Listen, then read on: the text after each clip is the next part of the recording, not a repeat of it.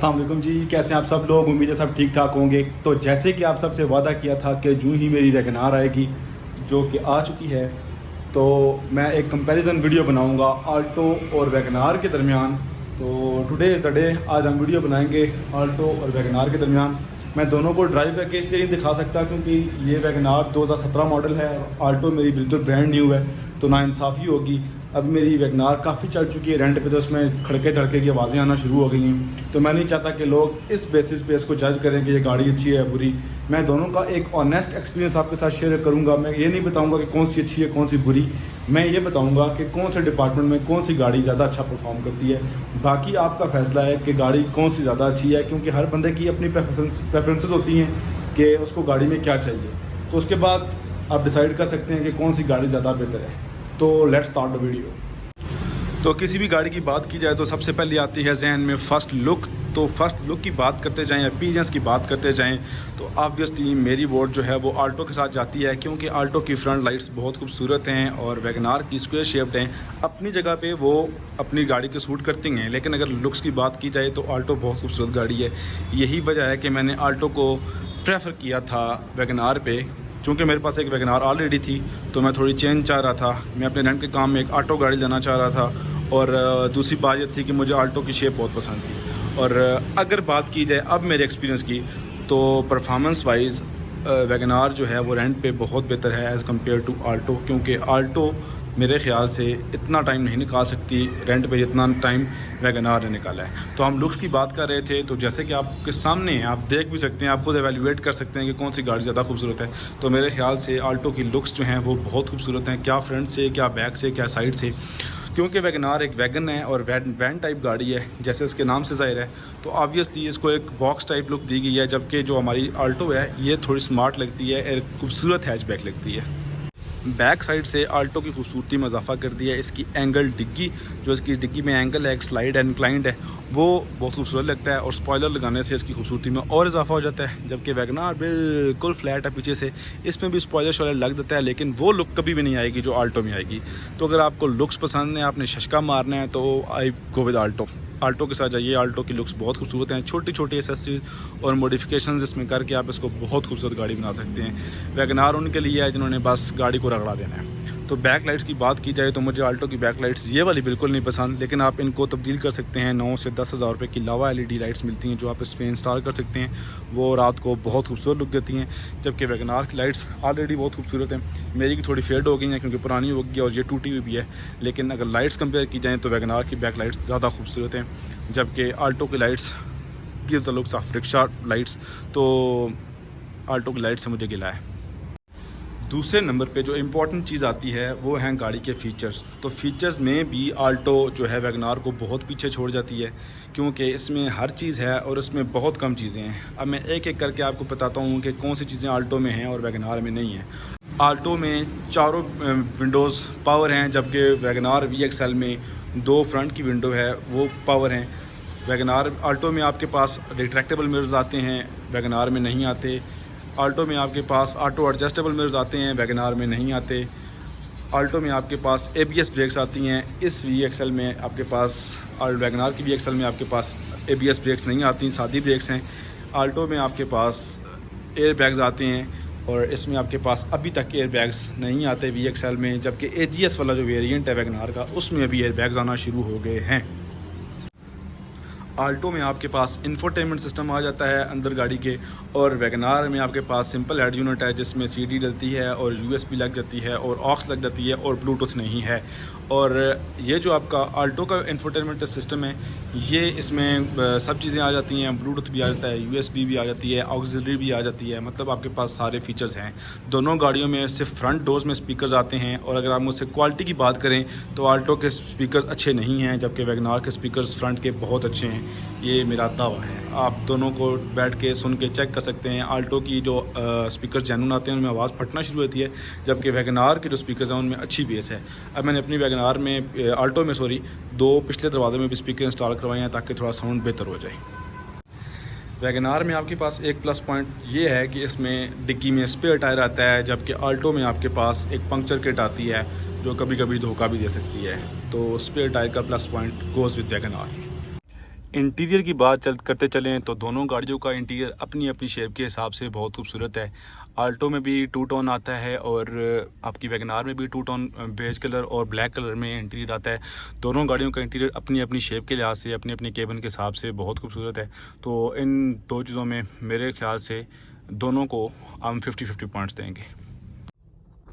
तो ये वैगनार का इंटीरियर है। मेरी गाड़ी ऑब्वियसली पुरानी है लेकिन इसमें वो शाइन नहीं रही, अभी सफाई की ज़रूरत है, लेकिन इसका इंटीरियर अपने लिहाज से बहुत खूबसूरत है। ऑब्वियसली ये एक वैगन टाइप गाड़ी है तो इसके थोड़ा स्ट्रेट सा इंटीरियर है, ज़्यादा कर्व्स नहीं है, लेकिन अपनी गाड़ी की अपनी शेप के लिहाज से इसका इंटीरियर बहुत खूबसूरत है और गाड़ी पे जचता है। ऑब्वियसली इसको अगर छोटा और पतला है डैशबोर्ड लगाते तो वो बिल्कुल भी सूट ना करता।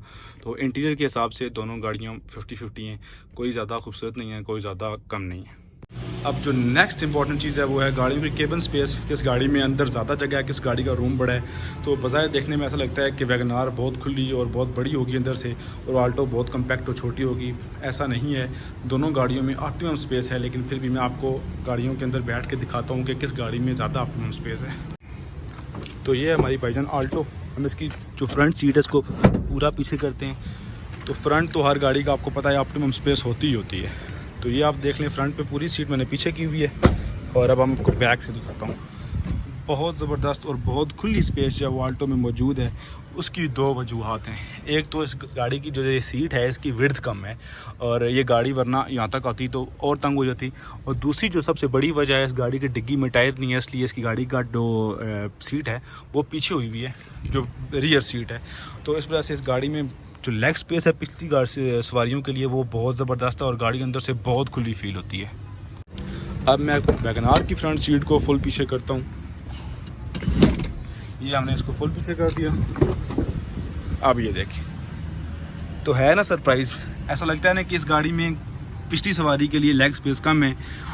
रूम हेड स्पेस तो बहुत ज़्यादा है क्योंकि गाड़ी ऊंची है, वैगन टाइप है, लेकिन जो लेग स्पेस है वो इसमें कंप्रोमाइजिंग है। मैं आपको बैठ के भी दिखा देता हूँ, ये चेक करें भैया। मतलब अगर अगली सीट आपकी पूरी पीछे हुई हो तो आपकी जो लेग स्पेस है वो ये है, मतलब बामुश्किल एक हाथ गुजरता है। लेकिन ऑन दी अदर हैंड इस गाड़ी की जो बैक सीट है ये as compare to Alto comfortable है। इस गाड़ी में मामूली सा हेड रेस्ट भी बना हुआ है, थोड़ा बहुत आपकी नेक को एडवांटेज मिल जाता है। उस गाड़ी में हेड रेस्ट बिल्कुल भी नहीं है। ये है जी आपकी आल्टो की रियर सीट की लेग स्पेस, आप देख सकते हैं ठीक ठाक जगह गाड़ी है। मैं चौड़ा हाथ भी निकाल सकता हूँ इसमें से। तो ये एक सरप्राइज़ होगा आप लोगों के लिए, लेकिन ये देख सकते हैं कि मेरी टांगें बहुत सीट से आगे आई हुई हैं। वो इस वजह से कि सीट्स की जो विड्थ है वो कम है, जिस वजह से यहाँ पे पीछे बैठने वाला बंदा थक भी जाता है। और इस गाड़ी के हेड रेस्ट भी नहीं है। That's very bad Suzuki. अगर इंजन पावर की बात की जाए तो वैगनार 1000 सीसी है और आल्टो 660 सीसी है, तो दोनों का कोई मुकाबला नहीं है। हर लिहाज से वैगनार बहुत पावरफुल गाड़ी है, लेकिन ऐसा बिल्कुल नहीं है कि आल्टो बिल्कुल ही अंडर पावर है। आप इस गाड़ी के हिसाब से, इस गाड़ी की सीटिंग कैपेसिटी और वेट लिफ्टिंग कैपेसिटी के हिसाब से ये गाड़ी अपना जो इंजन है उसमें से मैक्सिमम पावर प्रोड्यूस करती है और मुझे कभी भी ये गाड़ी अंडर पावर फील नहीं होती। हाँ, जब कोई 4 या 5 बंदे बिठा के भगानी पड़ जाए तो तब थोड़ा लगता है कि गाड़ी स्ट्रगल कर रही है, जबकि वैगनार के साथ ये इशू बिल्कुल नहीं है। ऑब्वियसली 1000 सीसी और 660 सीसी का कोई कंपैरिजन नहीं है। अगर ड्राइव कंफर्ट की बात करते चलें तो मैं आपको एक ऑनेस्ट एक्सपीरियंस बताता हूँ अपना, कि मैंने बहुत ज़्यादा चलाई है वैगनार और मैं आल्टो भी अब काफ़ी ज़्यादा चला चुका हूँ। 3035 भी मेरे ख्याल से अच्छा एक्सपीरियंस हो जाता है। मरी भी लेके गया हूँ, ख़राब रोड पे भी चलाई है, साफ़ रोड पे भी चलाई है। जो मेरा वैगनार के साथ एक्सपीरियंस रहा है ना, वो मेरा किसी पाकिस्तानी हैचबैक के साथ नहीं रहा। इस गाड़ी की ड्राइव बहुत कंफर्टेबल है। उसकी वजह मैं बताता हूँ। एक तो इस गाड़ी की जो सस्पेंशन है ना वो एज़ कम्पेयर टू आल्टो नर्म है, और नर्म सस्पेंशन का मतलब ये होता है कि जब आप रोड पे चल रहे होते हैं तो जो झटके और जो गड़े होते हैं उसका जो रिस्पांस है गाड़ी के अंदर बहुत कम आता है। अगर मसलन आपकी वैगनार किसी खड्डे में लगती है तो आपको गाड़ी के अंदर ड्राइव करते हुए वो जंप बहुत कम फील होता है। ऑन दी अदर हैंड आपकी आल्टो अगर किसी गड्ढे में लगती है तो वो झटका आपको गाड़ी के अंदर आपकी अपनी बॉडी को फील होता है, क्योंकि इसकी suspension as compare to WagonR सख्त है। और वैगनार में ऑब्वियसली जब सस्पेंशन नर्म है और इसमें हार्ड है तो वैगनार में रोड ग्रिप आप कंप्रोमाइज़ करते हो, जबकि आल्टो की रोड ग्रिप वैगनार के मुकाबले में बेहतर है। वैगनार ऑब्वियसली वैगन शेप है तो इसलिए इसकी वैसे भी रोड ग्रिप कम होती है, जबकि आल्टो की रोड ग्रिप इसके मुकाबले में बहुत बेहतर है। लेकिन अगर राइड कंफर्ट की बात करें और ड्राइव कंफर्ट की बात करें तो मेरे ख्याल से वैगनार की ड्राइव बहुत कंफर्टेबल है और आप बहुत सुकून से इसको लॉन्ग ड्राइव पे ले जा सकते हैं। मेरा इसके आल्टो के साथ लॉन्ग ड्राइव का एक्सपीरियंस तो नहीं है, लेकिन जितना है थकता बंदा इसमें भी नहीं है। लेकिन बैक सीट जो हैं ऑब्वियसली कंप्रोमाइजिंग है, मैंने अभी आपको दिखाई है। आल्टो की जो बैक सीट है वो बहुत छोटी है, उसमें हेडरेस्ट भी नहीं है, तो उसमें थकावट हो जाती है पिछले बंदे को, जबकि वैगनार में ऐसा सीन बिल्कुल भी नहीं है। अगर दोनों गाड़ियों की बिल्ड क्वालिटी की बात करते चलें तो मेरे ख़्याल से जो वैगनार की बिल्ड क्वालिटी है, जो ओवरऑल ड्यूरेबिलिटी है वैगनार की, वो आल्टो से बेहतर है, क्योंकि ये गाड़ी अब 1.5 लाख किलोमीटर से ज़्यादा चल चुकी है रेंट पे। इसके बावजूद इसके अंदर से वैसी खड़कने धड़कने की आवाज़ें नहीं आती जो अमूमन गाड़ियों में से आना शुरू हो जाती हैं। जबकि मैंने 3500 किलोमीटर चलाई है अपनी आल्टो, तो मुझे लगता है कि आल्टो अगर इतनी ही किलोमीटर आल्टो चली होती तो उसका अभी तक बेड़ा गर्क हो चुका होता। बहुत कम लोगों ने आल्टो को AGS को रेंट पे चलाया है, क्योंकि ऑब्वियसली ये नई नई आई है तो अभी लोग इस पर तजर्बे नहीं कर रहे। तो आल्टो में अभी से मुझे थोड़ी बहुत ख़राब रोड हो, जिसमें वाइब्रेशन बहुत ज़्यादा हो गाड़ी में, तो मुझे ऐसा लगता है कि गाड़ी के अंदर से ना कहीं से आवाज़ आ रही है टिक टिक किड़ की। जबकि जब ये गाड़ी मेरे पास ये लाख किलोमीटर पे जब मैंने वैगनार ली थी तब इसमें से ऐसी कोई आवाज़ नहीं आती थी।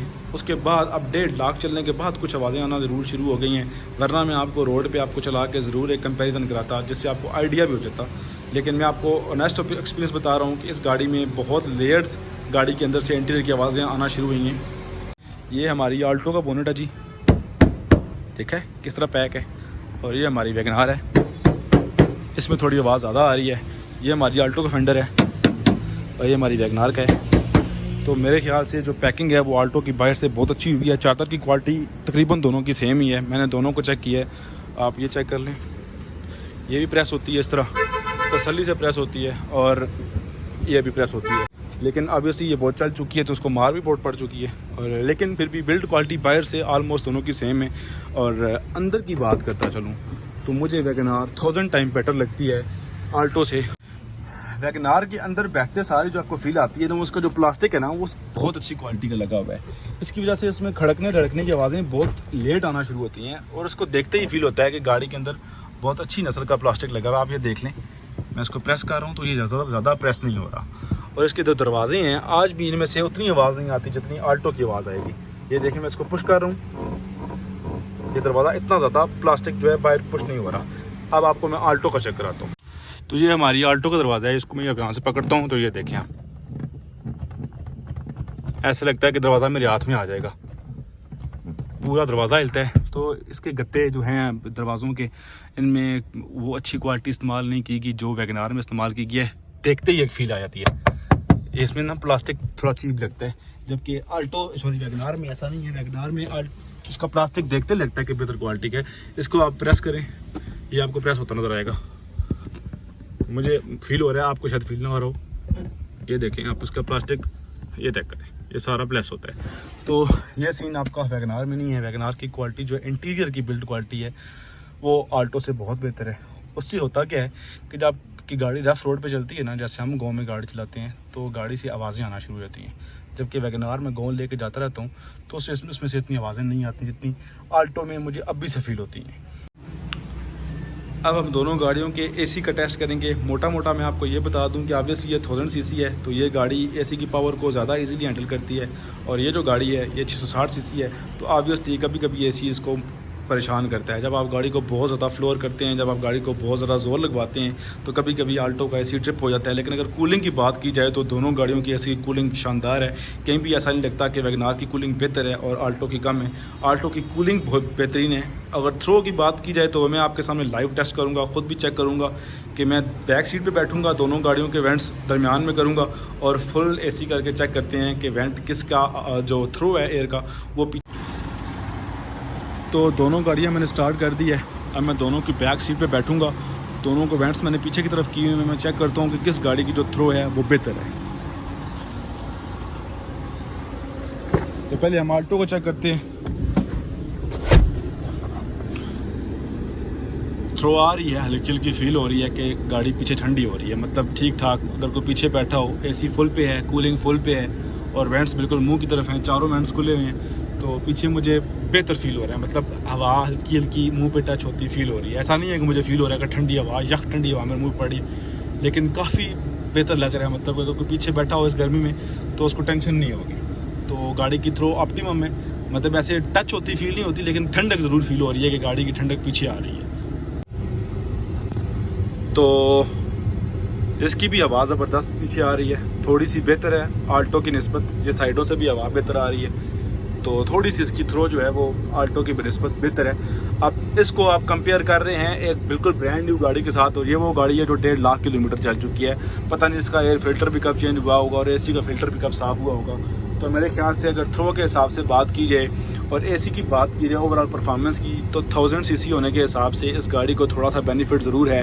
और आल्टो का एसी बहुत अच्छा परफॉर्म करता है, बिल्कुल गर्मी महसूस नहीं होती, लेकिन मैं उसको इस गाड़ी के साथ कंपेयर कर रहा हूँ जिसका इंजन 1000 सीसी है। तो इस गाड़ी में आपको गाड़ी जल्दी कूल होती हुई नज़र आएगी, लेकिन जब ठंडक हो जाएगी गाड़ी में तो दोनों गाड़ियों का आई डोंट थिंक सो कोई ज़्यादा फ़र्क है। लेकिन इस गाड़ी का एसी जो है उसकी थ्रो है वो उस गाड़ी से थोड़ी सी स्लाइटली बेहतर है। हालांकि इस गाड़ी ये गाड़ी जो है उसमें अभी पता नहीं फ़िल्टर कब साफ़ हुआ होगा, क्योंकि मेरे पास काफ़ी अर्से बाद आई है। तो एसी की बात करते जाएँ तो मैं आल्टो अगर 10 में से 8 नंबर दूंगा तो इसको मैं 10 में से 9 नंबर दूंगा।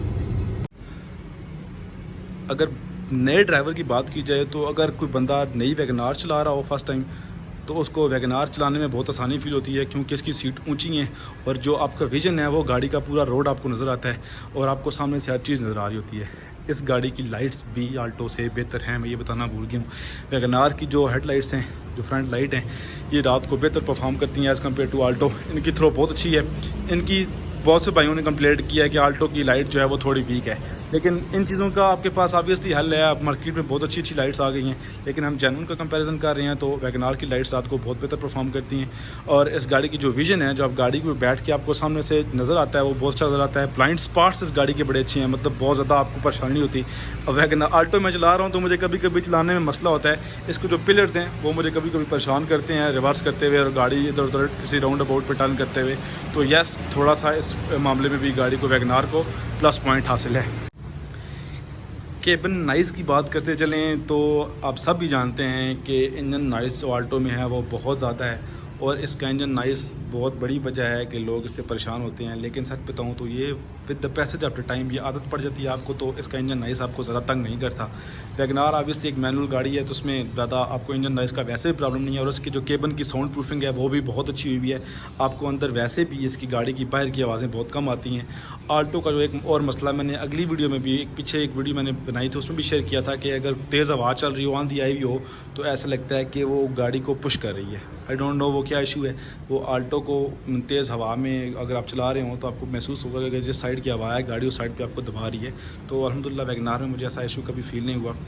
तो जो बंदे गाड़ी लेने का सोच रहे हैं वो बंदे ये सोच के लें कि ये गाड़ी फ़ीचर से भरी हुई है, ये गाड़ी फ्यूल एवरेज में कमाल है, इसकी एसी भी अच्छा है, वैगनार का एसी भी अच्छा है। लेकिन मैं ये कहता हूँ कि एवरेज के हिसाब से ऑब्वियसली ये गाड़ी आप लोग प्रेफर करेंगे, पाकिस्तान में फ्यूल प्राइसेस के हिसाब से आप लोग ये गाड़ी प्रेफर करेंगे, लेकिन ड्यूरेबिलिटी के हिसाब से WagonR is the best car. To put in a nutshell, अगर ये मैं कहूँ कि एक लाइन में एक्सप्लेन करूँ कि कौन सी गाड़ी बेहतर है, तो अगर आपको एक ड्यूरेबल, एक मार खाने वाली गाड़ी चाहिए तो वो वैगनार है, और अगर आपको एक फ़ीचर से भरपूर और अच्छी फ्यूल एवरेज वाली छोटी स्मार्ट और ख़ूबसूरत गाड़ी चाहिए अपनी फैमिली के लिए तो वो आल्टो है। कल मैंने वैगनार को रश में चलाया तो मुझे पता लगा है कि एजीएस ही है और मैनुअल ही है। तो एजीएस भी बहुत बड़ा प्लस पॉइंट है आल्टो का। रश में भाईजान लग पता जाता है जब आप मैनुअल चलाते हैं। तो मैंने काफ़ी अर्से बाद कल मैनुअल चलाई है तो मुझे लिटरली फील हुआ कि मुझे यार आल्टो होती तो मैं फंसता ना यहाँ पे। तो यस, हर गाड़ी के अपने प्लस पॉइंट्स हैं, हर गाड़ी के अपने नेगेटिव पॉइंट्स हैं। मैंने कोशिश की है कि जो इन दोनों गाड़ी के साथ मेरा पर्सनल एक्सपीरियंस है वो आपके साथ शेयर करूँ। Thank you so much for watching, और अगली कौन सी वीडियो आप देखना चाहते हैं वो भी कमेंट्स में लाजमी बताइएगा। तो मिलते हैं नेक्स्ट वीडियो में। अल्लाह हाफ़िज़।